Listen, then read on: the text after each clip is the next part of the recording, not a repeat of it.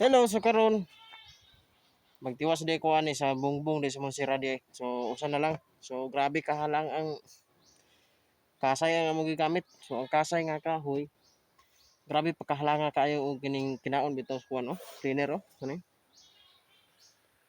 Halang kayo. So sakit ka sa ilong. So kinahanglan kita magputong, bangot. So magbangot yun kay pagka sakit ka sa ilong ning kahoy nga kasay. So pating ka sakita sa ilong halang kayo. So kinahanglan na magbangot yun. So karon usa na lang kasira mong tilawason. So amo na ni salpak ron. So makita ra niyo sa next video. So ako ipakita sa inyo kasay ni siya. So nindot kayo kay lubas kay siya kasay. So walay alamay. O pure gini siya nga lubas. So kini siya makita niyo sa ako nga sunod nga video, next video. So ako na ipakita sa inyo niya ang pagsalpak na mo ani. So ang usab pamangidangkit.